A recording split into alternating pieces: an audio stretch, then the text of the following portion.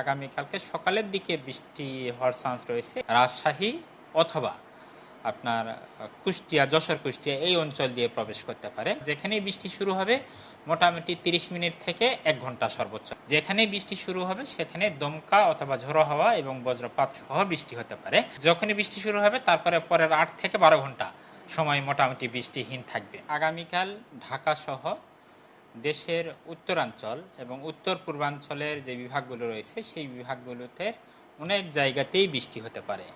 তবে সেটা সব জায়গাতে এক সময়ে শুরু হবে তা নয়।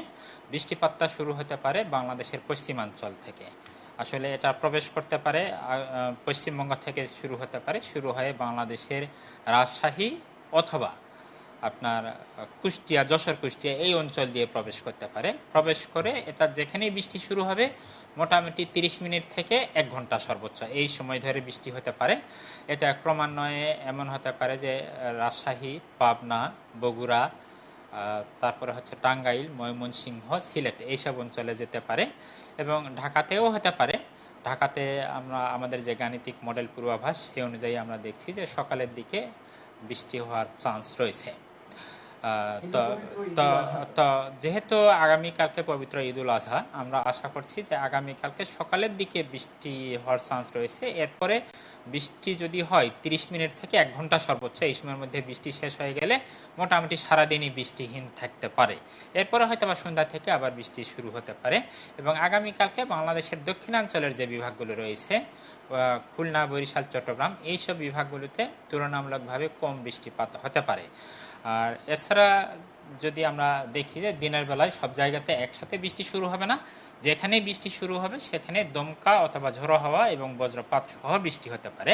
তাই আমাদের অনুরোধ থাকবে যে পশ্চিম আকাশে ঘন কালো মেঘ যদি দেখা যায় বা সর্বশেষ যদি বজ্রধ্বনি শোনা যায় তাহলে সেইখান থেকে অন্ততপক্ষে 30 মিনিট থেকে 1 ঘন্টা এই সময়ের মধ্যে আপনারা যারা বাহিরে অবস্থান করবেন তারা দয়া করে নিরাপদ ছাউনির নিচে, বিশেষ করে ধাতব ছাউনি ছাড়া এরকম নিরাপদ যেখানে সেই সব ছাউনির নিচে অবস্থান করবেন।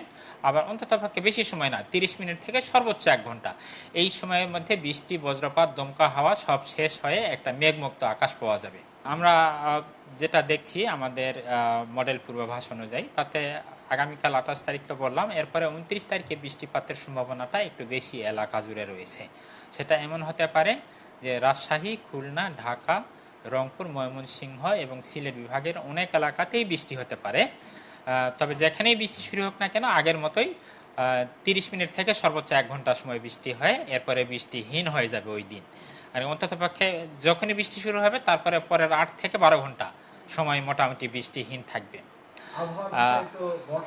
আর আর আরেকটা বিষয় হচ্ছে যে আমরা জানি যে জুন মাসে বাংলাদেশে বর্ষা প্রবেশ করে। এবারও এর ব্যতিক্রম হবে না, জুনের ফার্স্ট উইকেই আমরা বর্ষা পাবো। হয়তোবা এমন হতে পারে যে ওই সময়টা দেরি আছে, 5-6 তারিখের দিকে চট্টগ্রাম, কক্সবাজার এইসব অঞ্চলে কোথাও কোথাও ভারী বর্ষণ শুরু হবে। তার মধ্যেই যারা মানে ঈদ ঈদে যারা মানে গ্রামে অবস্থান করছিলেন তারা ফেরত আসবেন। এই সময়ের মধ্যেই হয়তো বা নিরাপদে অবস্থান করবেন। আরেকটা বিষয় হচ্ছে গুরুত্বপূর্ণ, সেটা হচ্ছে যে বাংলাদেশের যে অভ্যন্তরীণ নৌ রুটগুলো আছে সেই নৌ রুটগুলোকে আমরা প্রতি 6 ঘন্টা পরপরই কিন্তু সতর্কতা সংকেত দিয়ে থাকি। আবার অনেক সময় দেখা যায় যে মেঘ যখন পাস করে তখন আমরা কখনো কখনো 2 ঘন্টা 3 ঘন্টা সময়ের জন্য কিন্তু আমরা সতর্ক সংকেত ইস্যু করে থাকি। যখন 2 নম্বর সতর্কতা সংকেত ইস্যু করি তখন সাধারণত নৌযানগুলো চলাচল ওনারা বন্ধ রাখেন। আর এছাড়াও বিশেষ বিশেষ ক্ষেত্রে আমরা 1 to 1 তাদের সাথে যোগাযোগ করে আমরা আমাদের যে সতর্ক সংকেতগুলো রয়েছে সেগুলো আমরা ওনাদেরকে জানিয়ে দিই। সুতরাং এক্ষেত্রে যারা নৌপথে যারা চলাচল করবেন তাদেরকে উদ্বিগ্ন হওয়ার মতো কিছু নেই।